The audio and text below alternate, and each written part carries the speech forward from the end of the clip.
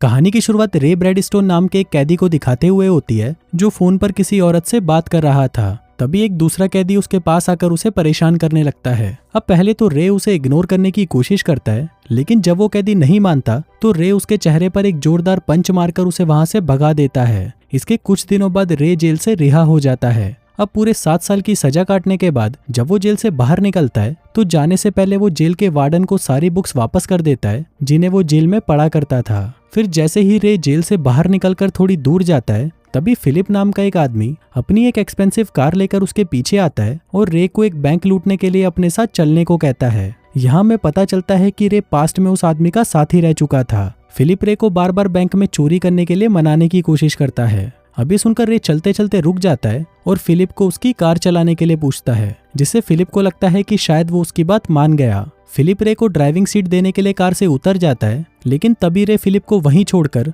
उस कार को लेकर वहां से चला जाता है और अपने घर पहुंचकर वो अपनी वाइफ और बेटी की फोटो देखता है। रे बहुत खुश था कि अगले दिन वो अपनी फैमिली से मिलने जाएगा, क्योंकि काफी लंबे समय तक जेल में रहते हुए उसने फैसला किया था कि अब वो एक अच्छा इंसान बनेगा और अपनी सारी बुरी आदतों को छोड़ देगा। अगले दिन रे अपनी वाइफ लिन और अपनी बेटी सैली से मिलने के लिए उनके घर जाता है। अब काफी सालों के बाद रे को देखकर उसकी वाइफ खुश नहीं होती, उल्टा वो रे को कहती है कि अब वो उसके साथ नहीं रहना चाहती, क्योंकि लिन को लगता है कि रे एक बहुत ही गैर जिम्मेदार और भरोसे के लायक नहीं है, क्योंकि उसने अभी तक एक पति और बाप होने की जिम्मेदारी को सही से नहीं निभाया था। अब जब वो दोनों बात कर रहे होते हैं, तभी उसकी बेटी सैली भी स्कूल से वापस लौट आती है और अपनी माँ की तरह ही वो भी रे को देखकर उससे ढंग से बात नहीं करती। जिसके बाद लिन और सैली घर के अंदर जाते हुए रे के मुंह पर ही दरवाजा बंद कर देते हैं। फिर अगले दिन रे सैली के स्कूल जाकर उससे माफी मांगता है कि अब मैं पहले जैसा बुरा इंसान नहीं रहा, मैं अब अच्छा इंसान बन चुका हूँ। लेकिन सैली अब भी उससे नाराज थी। तभी सैली चुपचाप वहां से चली जाती है, लेकिन तभी अचानक रे को वहां कुछ पटाखों की आवाज आती है और जब वो उस आवाज की तरफ जाता है तो देखता है कि कुछ लड़के आपस में लड़ रहे थे। वो लड़कों को लड़ने से रोक देता है और उन्हें प्रिंसिपल के पास भेज देता है। वहां रे की मुलाकात सैली की क्लास टीचर मिस मिलर से होती है और वो दोनों एक दूसरे को अपना इंट्रोडक्शन देते हैं। रे के इस अच्छे बर्ताव और बात करने के तरीके से इंप्रेस होकर मिस मिलर अगले हफ्ते होने वाले म्यूजियम टूर के लिए रे को बच्चों की सुरक्षा के लिए उनके साथ चलने को कहती है, जिसके लिए रे भी तुरंत मान जाता है, क्योंकि उसे लगता है कि सैली के साथ दोस्ती करने का ये अच्छा मौका है। उसी शाम फिलिप रे के घर आता है और उसे दोबारा बैंक में चोरी करने के लिए उनकी टीम में शामिल होने को कहता है, लेकिन रे पहले की तरह इस बार भी उसे ऐसा करने से मना कर देता है। रे गुस्से में फिलिप को कहता है कि पिछली बार तुमने मुझे धोखा दिया था, जिस वजह से मुझे पूरे 7 साल तक जेल में सड़ना पड़ा। फिर अगले दिन रे फिर से अपनी वाइफ लिन को मनाने के लिए उसके घर आता है, लेकिन इस बार उसे वहां पर लिन का नया पति मिलता है। तभी लिन और उसका नया पति रे के सामने ही एक दूसरे को किस करने लगते हैं, जिससे रे को मन ही मन में बहुत गुस्सा आता है।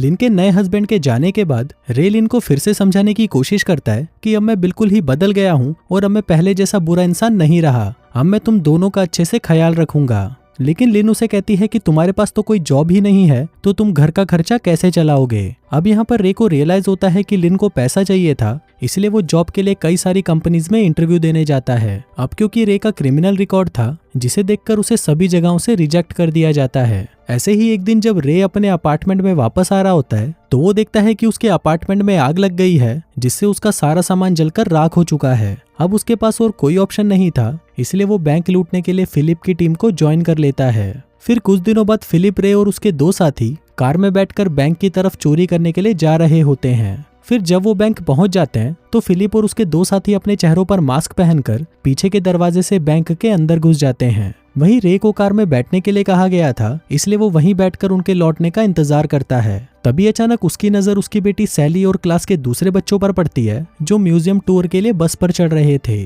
उसी टाइम रे अपनी बेटी की तरफ देखता हुआ पास्ट में सैली के साथ बिताए हुए खूबसूरत पलों को याद करता है, जिससे उसे एहसास होता है कि अब जो वो करने जा रहा है वो बहुत ही गलत काम है और उसे ये नहीं करना चाहिए। इसलिए वो कार से बाहर निकलकर कार की चाबियों को झाड़ियों में फेंक देता है और स्टूडेंट्स की बस पर चढ़कर मिस मिलर को कहता है कि मैं बच्चों की सुरक्षा करने के लिए तैयार हूँ। वहीं सैली अपने डैड रे को देखकर बहुत गुस्सा होती है और उसे बस से उतर जाने के लिए कहती है, लेकिन रे को लगता है कि अगर वो वहां से चला गया तो वो अपनी बेटी को हमेशा के लिए खो देगा, इसलिए वो सैली की बात को इग्नोर करके वहीं बैठा रहता है। वहीं दूसरी तरफ फिलिप और उसके साथी बैंक लूटकर वापस कार में आते हैं तो वो देखते हैं कि रे वहां पर नहीं है और कार की चाबी भी गायब है। अब पुलिस के पकड़े जाने के डर से वो वहां से भागने लगते हैं। जिसमें डेल नाम का एक चोर भागते हुए एक बस से टकरा जाता है और उसका पैसों से भरा हुआ बैग वहीं नीचे गिर जाता है। तभी वो पकड़े जाने के डर से उस बैग को वहीं छोड़कर भागने लगता है, लेकिन कुछ पुलिस वाले उसे पकड़कर अपने साथ ले जाते हैं। इसी दौरान फिलिप अपने दूसरे साथी गोल्डी के साथ एक कार चुरा कर वहां से भाग रहा होता है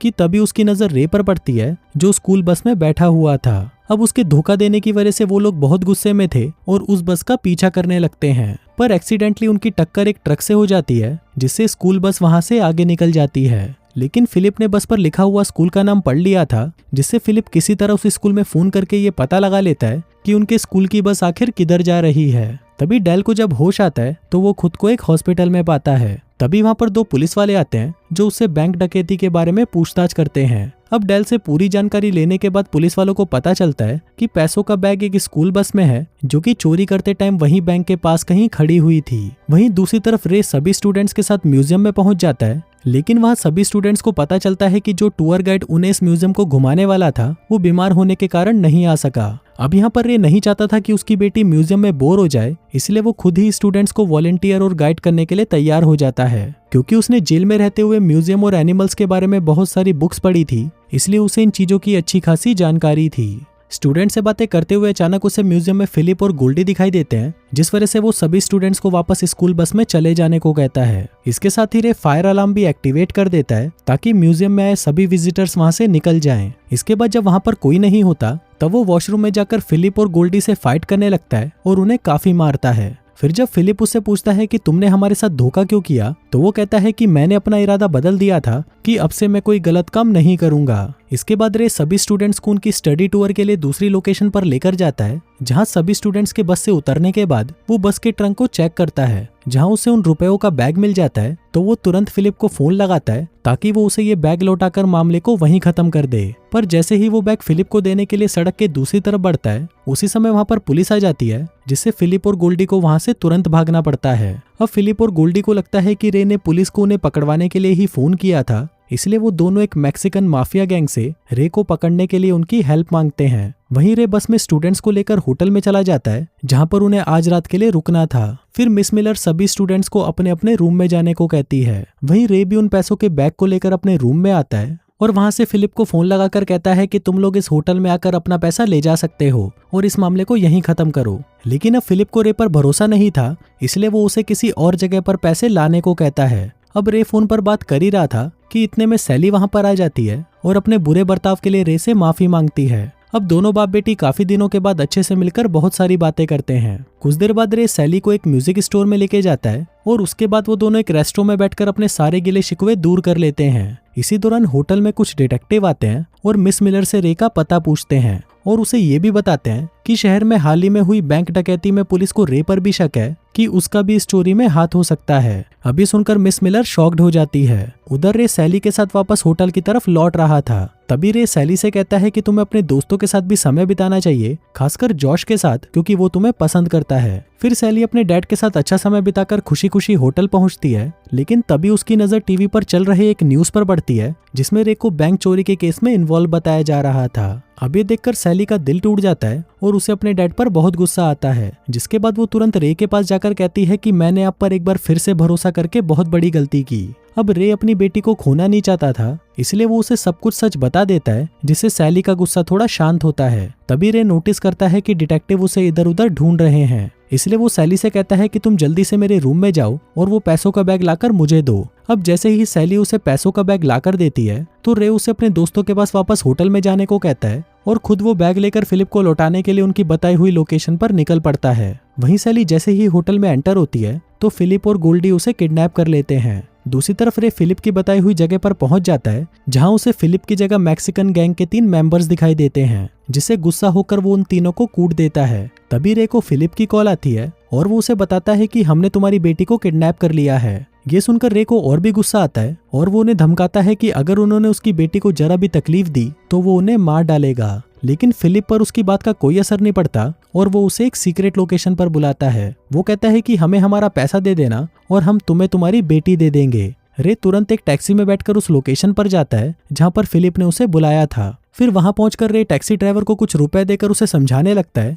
कि जैसे ही सैली टैक्सी में बैठेगी वो तुरंत उसे लेकर वहां से दूर चला जाए। अब प्लान के मुताबिक सैली वहां से बचकर निकल जाती है, पर जैसे ही वो होटल पहुंचती है तो उसे रियलाइज होता है कि उसकी डैड की जान खतरे में है। वो अपने डैड की जान बचाने के लिए अपने कुछ दोस्तों की हेल्प लेने का फैसला करती है, जिनका नाम जॉश, साइमन और बैनी था। जॉश अपने आईपैड पर रे की लोकेशन ट्रेस कर लेता है और बैनी पटाखों के धमाके करके डिटेक्टिव्स का ध्यान भटका देता है, जिससे वो चारों आसानी से होटल से निकल जाते हैं। उधर फिलिप और गोल्डी रे को चेयर से बांध देते हैं, क्योंकि रे ने उन्हें बैग में पैसों की जगह गुड़ियों से भरा हुआ एक बैग दे दिया था। फिलिप उसे काफी मारता है और उसे पैसों के बारे में पूछने लगता है, लेकिन रे उसे कुछ नहीं बताता। थोड़ी देर बाद सैली अपने फ्रेंड्स के साथ वहां पर पहुंच जाती है और वो लोग दो हिस्सों में बढ़ जाते हैं। साइमन और बैनी पटाखे फोड़कर फिलिप और गोल्डी का ध्यान बटाते हैं और वहीं सैली और जॉश मिलकर रे की रस्सियों को खोल देते हैं। अब आजाद होते ही रे अपने एक पहचान वाले को फोन लगाता है, जो कि एक रेडियो अनाउंसर था। वो रे के लोकेशन की लाइव रिकॉर्डिंग ब्रॉडकास्ट कर देता है, जिससे सभी लोगों को फिलिप और गोल्डी के ठिकानों का पता चल जाता है। अब इस अनाउंसमेंट को सुनकर रे की वाइफ लिन और पुलिस वाले भी वहां पर पहुंच जाते हैं।